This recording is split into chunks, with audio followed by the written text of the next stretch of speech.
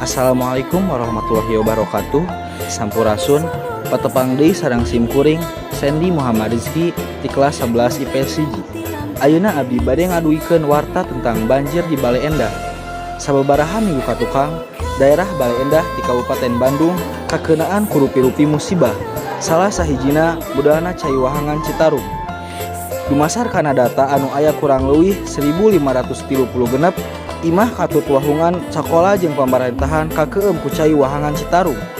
Panyebab budalna Cai Wahangan teh sabab gedena cai hujan jeung lobana runtah anu ngahalangan kokocoran anu ngabalukarkeun cai jadi ngayembeng. Pamarentah daerah geus ngadata korban jiwa ka sababaraha tempat. Sabab dumasar kana hasil laporan ti warga masyarakat teu saeutik ayana korban jiwa anu kabawa banjir. Masyarakat Kota Bandung ngarasa prihatin ku aya musibah eta. Masyarakat oge ngayakeun tareka ngumpulkeun warga keur sumbangkeuneun ka warga anu kakeunaan musibah eta. Sakitu wae warta anu tiasa simkuring didugikeun. Wassalamualaikum warahmatullahi wabarakatuh.